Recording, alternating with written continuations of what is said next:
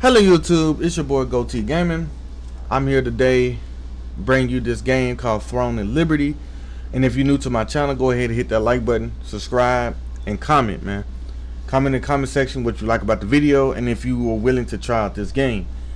The people that already subscribed to my channel and was wondering where I've been at or whatever the case may be, and just being curious why you ain't doing no commentary videos. The videos you've been uploading are fast-paced videos, going straight to the point, and it's just you just walking through a game and you're not even talking about the game, you just having fun. Well, I've been streaming on Twitch, so the videos y'all been seeing me doing is clips from Twitch. I've been using certain applications to clip my videos, and if you want to check me out on Twitch live when I'm actually playing a game, hit the link in the description. You can actually check me out over there. You can ask me questions there. We can chit chat, whatever the case may be. We can actually, conversate. If you really enjoy my videos, you support my channel. But since the people that already support my channel, I'm here today to show y'all this game, Throne and Liberty. Now, I know, people that are not into RPGs, like Final Fantasy 14, freaking World of Warcraft, Neverwinter, games like that, right? If you're not into games like that, or whatever the case may be, I could understand. I could understand why you might not be into games like that, right? You probably the game is too boring. We gotta talk to dialogues and stuff like that. We gotta actually read through dialogues just to get an understanding. Well, the game is more focused on role playing. It's not enough action. It's more of role playing, meaning that you're playing a character of a game. Well, action RPG is the same thing, but it's more action. Well, this game right here is not your traditional role playing RPG MMO like World of Warcraft and stuff like that. It's more similar and driven towards the audience that like ARPGs. And I say that for a reason. Yes, on Final Fantasy 16 you have cooldown. Yes, on those games, this and the third. But that game requires you to have a team. This game, you don't have to have a team if you know how to build your character right. Right? The building system on this game is more driven towards ARPG like Diablo. Right? But it has a little twist to it. Whereas on Final Fantasy 14, if you ever played that game, you level up your class based off how long you use that class, which is more of a grind. Has nothing to do how good you are, how many missions you pass, and how many quests it is. The leveling up system in this game way faster than Final Fantasy 14, way faster than World of Warcraft. The leveling up system is similar, more similar to Diablo 4 or PoE. I'll say PoE is a little slower than Diablo 4, but this game feels more like Diablo 4 in third person with Neverwinter skin on it, if that makes sense. Or you could say New World and skin on it. If you ever play Neverwinter, y'all understand, like D&D or whatever, Dungeons and Dragons. But that game is more of an RPG. But if I'm not mistaken, that was a start of an RPG that was trying to be similar to this game. If I'm not mistaken, that game was more fast-paced on the attacks and stuff like that, because I kind of liked it, New World, before season 1 came around, and then they just screwed it up by adding stuff in it where it's forcing you to buy all these DLCs and stuff. If they would have made New World like this game, where okay, you support us, we'll make it where you level up faster, you get the end game faster, so when the DLCs come, all you got to do is just purchase it and you're already ready. You don't have to grind as much as the people that don't pay for the DLCs or whatever the case may be, like a little battle pass or whatever, this and the third. It's not pay to win. It's more so like you might get like double XP for supporting the game, where they do the same thing with PoE, whereas PoE is not pay to win.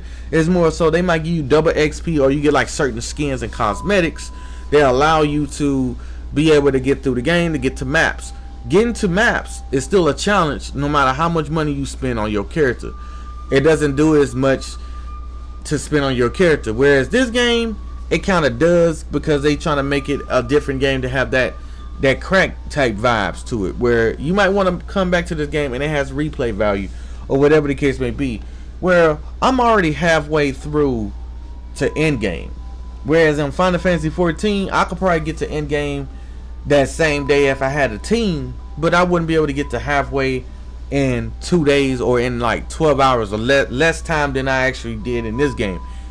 I felt like I was playing PoE, going through all the quests. Everything was fast paced. Yes, you talking to people, but you can always skip talking to people and stuff like that. You can always go at your own pace. You don't have to go the pace that the game wants you to go, like Final Fantasy 14 and WoW. Whereas those games, they do request you to buy a battle pass if you want to level up faster to get to certain things, or it's going to force you to do side quests. This game don't force you to do side quests. If you got a team of folks, y'all can get through it, just like in Final Fantasy. But it's kind of like Diablo. If you ever play Diablo, y'all will understand what I mean. It has similarities to Diablo. It's like Diablo in third person. If you ever play Diablo 4, that's what it gives me. Like what Diablo 4 was trying to do, like how this map is, this is more of an open world. It's no load up screen like Final Fantasy 14. And I think on World of Warcraft, it did have like load up textures or load up buildings and shit when you go to like different areas as you flying. And I think on Elder Scrolls, if you teleport, if you go into like a different area or different scenery, it loads up or something like that. Like when you open up a door, it loads up like, the enemies or whatever the case may be. This has no load screen. It's like straightforward. You can get to end game. You can actually, if you're a high enough level, you can go ahead and get to end game. If you max out your character, you can go ahead and get to level 50 bosses. But what's the point of that? What's the fun of that? Where this game right here, it's still challenging no matter if you do overpower yourself. Whereas in Final Fantasy, if you decide to just grind and fight the same bosses or same enemies over and over again, just to get to like max level or whatever the case may be, what you're going to find yourself doing is overpowering yourself. You're not going to be able to enjoy the game. Whereas this game, it's going to be a grind if you're trying to do that. You might as well do the quests, follow the instructions. Everything is straightforward.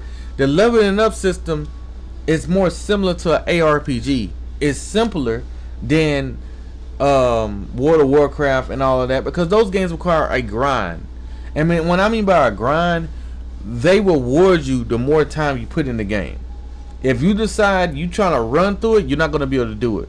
Whereas this game, you are allowed to run through it, if that makes sense. You are allowed to run through it. If you have the right build, you could just run through the game. I was wondering why the number 2 didn't pop up, because it's showing 1 right next to it. But like I'm looking at my build and whatnot, and I'm just adding different stuff to buff my character up. Like this right here, I only add that to it because it gives me sniper sense, and it also helps out with my melee and critical hit. I could put this on there, which I might do in the future once I level up all of these. But once you equip like certain, let's say I decide to make this a staff, I can do that, but you gotta have the equipped weapon, so you could change your class just like, you could change your staff just like Final Fantasy.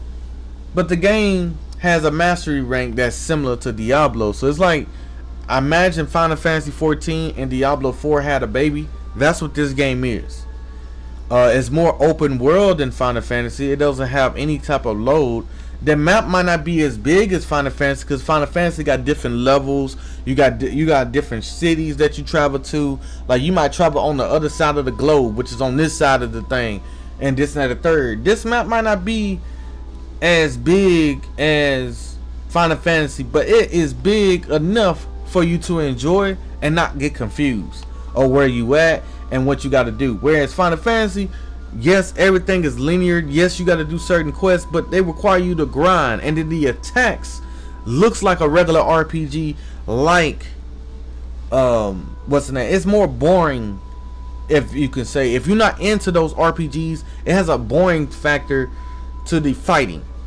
Like, you don't feel like you into it unless you're doing raids. And if you're not doing raids, you're doing that boring quest where you gotta kill 5 bats, 5 spiders, and stuff like that. Whereas this game, it don't start off like that. But go ahead and get me on that part 3.